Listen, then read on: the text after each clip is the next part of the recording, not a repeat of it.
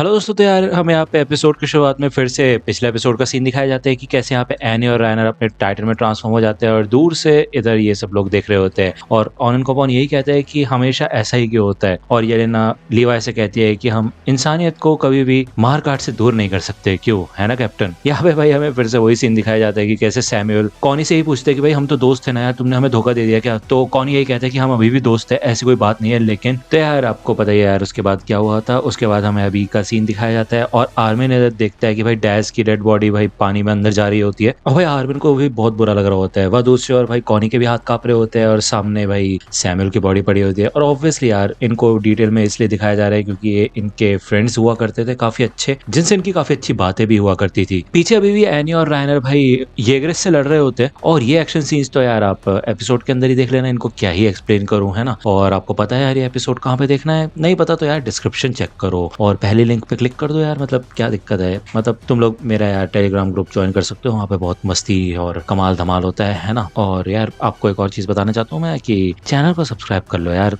क्यों नहीं करते चैनल को सब्सक्राइब। जब यहाँ पे भाई एनी और रायनर बाकी एग्रेस से लड़ रहे होते हैं और ये एग्रेस ने भी इधर पूरा कंट्रोल रखा होता है। इधर दूसरी ओर हमें मैगत, हांजी और जीन का सीन दिखाया जाता है और इधर आजोबेटो के मैकेनिक्स आते हैं और वो बताते हैं कि फ्लाइंग बोट को प्रिपेयर करने में पूरा का पूरा 1 दिन लगेगा भाई, मतलब सच में उसके बिना ये बोट उड़ नहीं पाएगी और अगर ये अपनी पूरी जी जान से कोशिश करेंगे तब भी आधा दिन तो लग ही जाएगा। तो हांजी कहते मतलब तुम कहना क्या चाहते हो भाई, और मैगत कहता है आधा दिन, मतलब तुम क्या चाहते हो कि हम आधे दिन तक इस जगह को डिफेंड करते रहे। और वहीं दूसरी ओर दुश्मन चाहे कितने भी रीइंफोर्समेंट हमारे ऊपर हमला करने के लिए भेजती रहेगी, भाई टाइटन की ताकत भी कुछ घंटे टिक सकती है, ठीक है। और तुम कह रहे हो कि हमें हार्बर को आधे दिन के लिए बचाना होगा। तो हांजी कहती है तो बहुत गलत है, इस हिसाब से तो हम लेट हो जाएंगे। ये जो रमलिंग के टाइटन्स हैं ये किसी फुल स्पीड में भागते हुए घोड़े से भी ज्यादा तेज है और वैसे भी ये टाइटन्स अपने सामने आने वाली हर चीज को तबाह कर देंगे, ये रुकेंगे नहीं। आधे दिन में ये सारे के सारे टाइटन्स मेन लैंड में 600 किलोमीटर तक अंदर चले जाएंगे और तकरीबन 4 दिन के अंदर अंदर ये पूरे कॉन्टिनेंट को तबाह करके रख देंगे। अगर हम जल्दी से जल्दी भी एरन को रोकने की कोशिश करते हैं तो भी हम लिबेरियो को नहीं बचा पाएंगे। और मैगत ये कहते हैं कि अगर हमने फ्लाइंग बोट को ठीक भी कर लिया तो भी हमें ये नहीं पता कि एरन है किधर, उसे ढूंढने में और भी ज्यादा समय जाएगा। लेकिन उससे पहले भाई आधा दिन हम यहाँ पे तो रोक ले इनको, वो नामुमकिन काम है। तो यहाँ पे भाई कियोमी कहती है कि मेरे पास एक आइडिया है और वो इन लोगों को बताती है कि भाई मेन लैंड में साउथ की ओर आजोमोबिटो का एक हैंगर है जो कि ओडिहा के कोस्टल मार्लिन सिटी में है। तो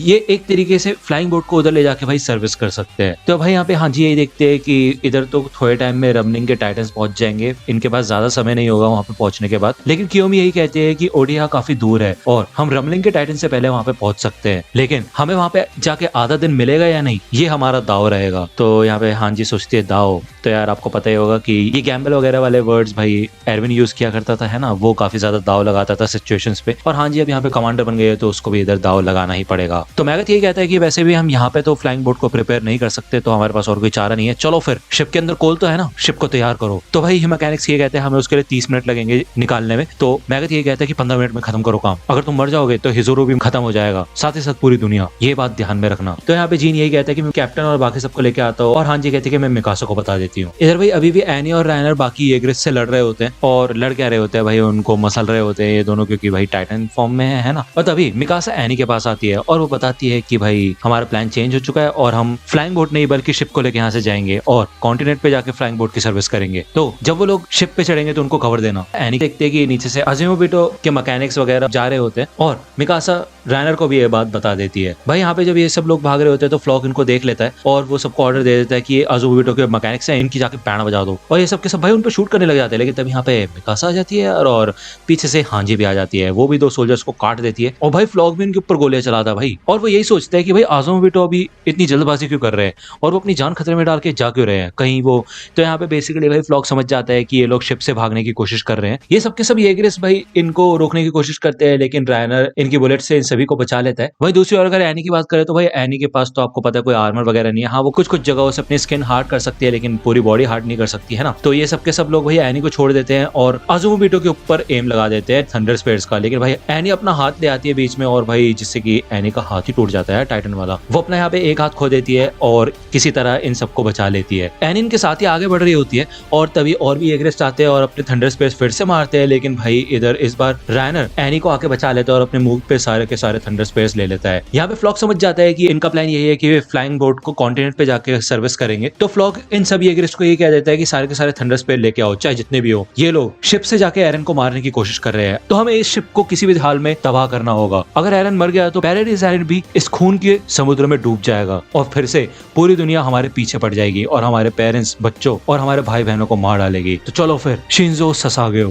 यहाँ पे दूसरी ओर भाई पीक ने अपने ऊपर इन सबको बिठा रखा होता है और ये लोग देखते हैं कि भाई इधर रायनर और यानी कि भाई बैंड बज रही होती है और ऑननकोपॉन यही कहता है कि अब ये लोग डायरेक्ट भाई शिप के ऊपर टारगेट कर रहे हैं और एनी और रायनर ज्यादा देर तक इनको रोक नहीं पाएंगे। यहाँ पे फैल्को डिसाइड करता है कि उसको भी जाके उधर लड़ना चाहिए, वो अपनी जॉ टाइटन की ताकत का अगर इस्तेमाल करे तो इनकी मदद कर सकता है। तो पीक यही कहते हैं कि नहीं, तुम अभी नहीं कर सकते, तुम्हारा पहला ट्रांसफॉर्मेशन बिल्कुल भी ठीक नहीं होगा और तुम्हें कोई चीज भी याद नहीं होगी, तो मेरे ऊपर छोड़ दो, मैं पहले तुम्हें शिप के ऊपर छोड़ देती हूँ, उसके बाद मैं इनको संभाल लूंगी और लड़ाई में उनकी मदद करूंगी। तो यहाँ पे फैल्को को रिग्रेट होता है कि अगर उसकी जगह यहाँ पे मिस्टर गैलेट होते तो सिचुएशन अलग होती और यहाँ पे हमें टेंशन लेने की जरूरत नहीं होती। यहाँ पे भाई एनी का दूसरा हाथ भी टूट के गिर जाता है और भाई फैल्को कूद के लड़ने के लिए आगे भाग जाता है। इधर मैगथ देखता है कि कॉनी और आर्मिन होते हैं और भाई आर्मिन की तो थोड़ी बैंड बज चुकी होती है और कॉनी भी शिप को डिफेंड करने के लिए आगे लड़ने के लिए चला जाता है और साइड से इधर पीक इन सबको शिप के पास ले आती है, कमांडर मैगथ के पास, और बता देती है कि भाई फैल्को आगे जा चुका है। यहाँ पे हमें शिप का सीन दिखाया जाता है, ये लोग भाई कोल वोल भर रहे होते हैं जिससे कि जल्दी से ये शिप चलने के लिए तैयार हो। लेकिन तभी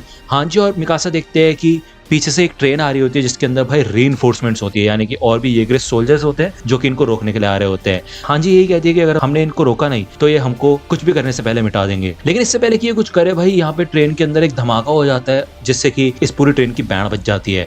ये सब लोग शॉक हो जाते हैं और फ्लॉक यही कहता है कि भाई ये तो वही ट्रेन थी ना जिसमें हमारे साथी आ रहे थे, उनको पता चल गया कैसे। तो दोस्तों अगर आप अटैक ऑन टाइटन से रिलेटेड मर्चेंडाइज खरीदना चाहते हैं तो इन सब के लिंक आपको डिस्क्रिप्शन में मिल जाएगी, वहां से आप इनको खरीद सकते हैं। इधर भाई दूसरी ओर हमें फैल्को का सीन दिखाया जाता है और वो अपने हाथ में कुछ घुसा रहा होता है, यानी कि अपने आप को चोट पहुंचाने की कोशिश कर रहा होता है जिससे कि वो टाइटन में ट्रांसफॉर्म हो सके।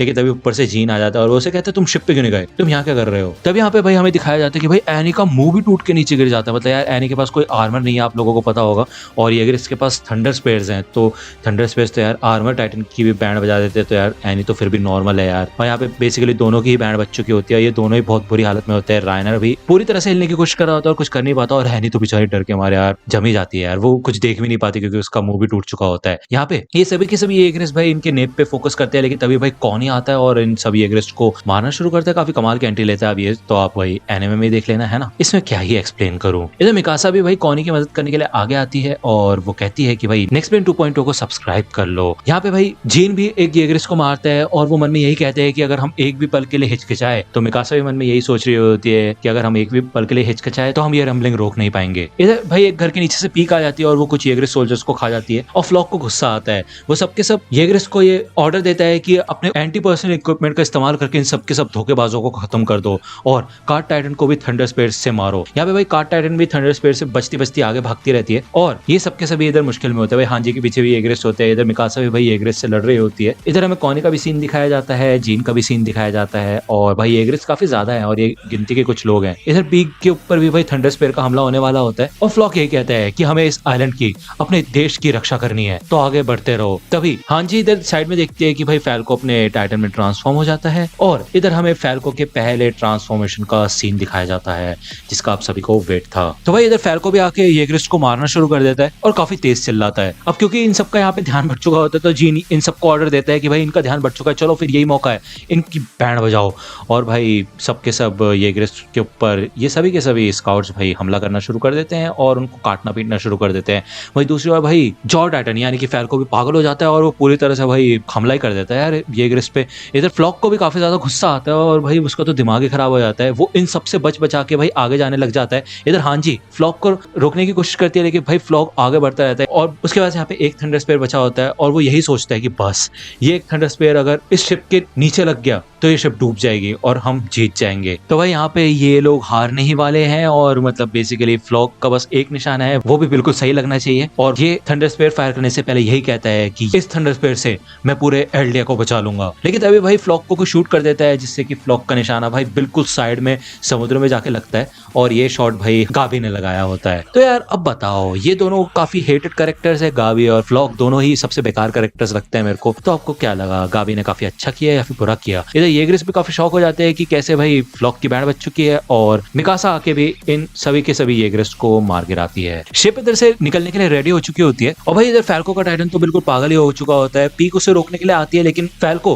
भाई पीक को ही पकड़ लेता है और उसका नेप खाने की कोशिश करने लग जाता है, मतलब उसको खाने की कोशिश करने लग जाता है लिटरली। लेकिन तभी इधर मैगथ आता है और वो अपनी ब्लेड से भाई फैल्को की बॉडी को बाहर निकाल लेता है और यही कहता है कि भाई तुमने काफी अच्छा काम किया, अब शांत हो जाओ। और यहाँ पे तकरीबन भाई सारे के सारे येगरिस्ट हार चुके होते हैं और ये सभी के सभी सेफ होते हैं। ठीक है, इधर रायनर और एनी की हालत तो बुरी होती है और मैगथ फैल्को को ऑनन कोपॉन को सौंप देता है और कहता है कि मैं पीछे से ख्याल रखता हूँ, तुम लोग यहाँ से निकलो। और ये सब के सब इधर शिप में फ्लाइंग बोट को लेके निकल जाते हैं। इधर गाबी पीक से ये पूछती है कि कमांडर मैगथ कहाँ पे है, तो भाई पीक ये कहते हैं कि वो जनरल है। ठीक है, क्योंकि भाई बहुत देर से मैगथ को कमांडर कमांडर कहा जा रहा था, है ना, सीजन 4 के पार्ट 1 में। तो बेसिकली जब यहाँ पे मैगथ आ रहा होता है तो कुछ येगरिस्ट इधर जिंदा होते हैं और वो मैगथ के ऊपर भाई हमला करते हैं, लेकिन तभी इधर एक स्काउट आ जाता है और इन येगरिस्ट को मार के गिरा देता है। और ये स्काउट और कोई नहीं बल्कि भाई शार्डिस होता है हमारा।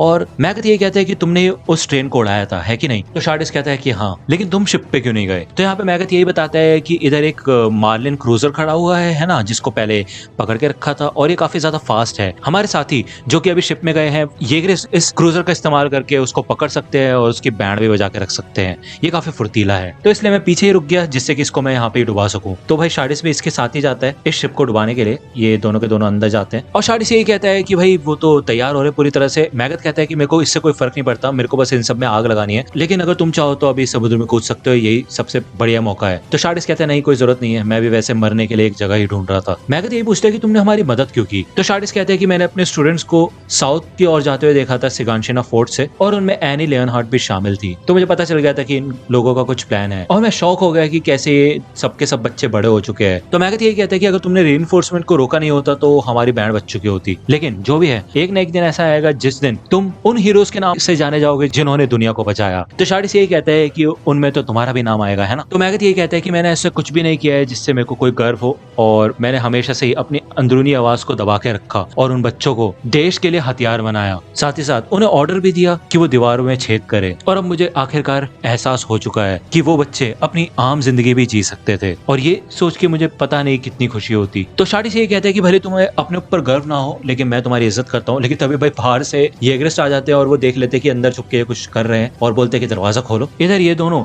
एक दूसरे को अपना नाम बताते हैं कि शार्डिस और थियो मैगथ। और इधर मैगथ भाई बारूद के पास राइफल रख के ट्रिगर दबा देता है, उसकी स्पार्क से इधर भाई एक्सप्लोजन होता है बारूद में, और ये शिप में भी एक्सप्लोजन होता है बहुत तगड़ा वाला। इधर गाबी समझ जाती है कि भाई मैगथ मर चुका है और ये सभी के सभी समझ जाते हैं कि मैगथ ने बलिदान दिया इन सब के लिए, है ना। और इस शिप के भाई चित्रे उड़ चुके होते हैं। जब ये लोग आगे बढ़ते हैं तो भाई हांजी यही कहते हैं कि हमने मैगथ के साथ ये फैसला लिया था कि हम ओडिहा जाएंगे और वहां पे जाके इस फ्लाइंग बोट की भाई सर्विसिंग करेंगे, हमारे पास क्योंकि और कोई चारा भी नहीं है। और हाँ, हम तुम्हारे होम टाउन लिबेरिया को नहीं बचा सकते। और भाई ये सुन के भाई एनी काफी ज्यादा निराश हो जाती है और रायनर भी दुखी हो जाता है। एनी ये कहती है कि इसका मतलब ये है कि मेरे पास लड़ने के लिए और कोई वजह नहीं बची है, और वो रोने लग जाती है। वो कहती है कि मैं हार मानती हूँ। इधर मिकासा भाई एनी के पास बैठ जाती है। हाँ जी, ये कहती है कि अगर हम रमलिंग को इस समय रोक भी देते हैं तो मार्ले और लिबेरियो की तबाही हम रोक नहीं पाएंगे। ये बात मैगथ को पता थी, लेकिन फिर भी उसने अपनी जान दे दी जिससे कि हमें रास्ता मिले आगे बढ़ने का। मैगथ ने ऐसा इसलिए किया जिससे कि हम किसी अजनबी की सिर्फ एक ही जान क्यों ना बचाए, लेकिन बचाएं। तो यहाँ पे एनी यही कहती है कि ठीक है, फिर मैं तुमसे फिर से पूछना चाहती हूँ, क्या तुम एरन को मार सकती हो? अगर मैं एरन को मारने की कोशिश करूंगी तो क्या तुम बस बैठ के देखती रहोगी? क्योंकि मैं किसी से भी अब लड़ना नहीं चाहती। मैं नहीं चाहती कि हम फिर से एक दूसरे को मारना शुरू कर दें। ना ही तुम्हारे साथ लड़ना चाहती हूँ और ना ही एरन के साथ, किसी के साथ नहीं। तो गाइस, ये एपिसोड यहीं पे खत्म होता है। तो आज की वीडियो के सिर्फ इतना ही। आई होप कि आपको ये वीडियो पसंद आई होगी। तो मैं आपको बता देता हूँ कि नेक्स्ट एपिसोड के लिए वैसे कुछ ज्यादा खास बताया नहीं गया प्रीव्यू में, बट बता देता हूँ कि उस दिन जो सारी चीजें हमने देखी, उस दिन जिन भी चीजों के बारे में हमने बात की और जो भी फैसले हमने उस दिन लिए थे, वो सब सिर्फ उसकी मर्जी से हुए। यानी कि भाई एरन की मर्जी से, या शुरुआत से एरन की मर्जी चल रही है ना। और ये एपिसोड यहाँ पे एंड होता है भाई। और नेक्स्ट एपिसोड के लिए आपको एक हफ्ते के लिए नहीं, ज्यादा टाइम के लिए वेट करना पड़ेगा। और ये मैं आपको यार नेक्स्ट वीडियो में बताऊंगा, ठीक है। एक अपडेट वीडियो बनाएंगे, आपको अच्छे से बताएंगे कि भाई नेक्स्ट एपिसोड आने में कितना टाइम है, यानी कि एपिसोड नंबर 12। और यार इसके अलावा मेरे को बताना कि आपको फैल्को का जॉ टाइटन कैसा लगा यार, मतलब थोड़ा यूनिक है वैसे तो, है ना। और यार क्या ही बोलूँ इसके बारे में, मैं ज्यादा कुछ बोल नहीं सकता अभी, है ना। आप मेरे को कमेंट सेक्शन में बताना। और भाई कुछ लोगों के क्वेश्चन है कि भाई मूवी वगैरह आ सकती है क्या, तो वो सारे के सारे क्वेश्चन हम उस वीडियो में कवर करेंगे। और ज्यादा बोलना चाहूंगा भाई, इस चैनल को सब्सक्राइब कर लो और साथ ही साथ मेरे टेलीग्राम ग्रुप को भी ज्वाइन कर लो। तो दोस्तों आज की वीडियो के लिए सिर्फ इतना ही। आई होप कि आपको ये वीडियो पसंद आई होगी। अगर आपको ये वीडियो पसंद आई हो तो प्लीज लाइक कीजिए, अपने दोस्तों के साथ शेयर कीजिए और मेरे चैनल को सब्सक्राइब करना मत भूलेगा। और अगर आप मुझे कांटेक्ट करना चाहते हैं तो आप मुझे इंस्टाग्राम पे कांटेक्ट कर सकते हैं। मेरे पेज की लिंक आपको डिस्क्रिप्शन में मिल जाएगी। मिलता हूं आपसे अगले वीडियो में, तब तक के लिए गुड बाय।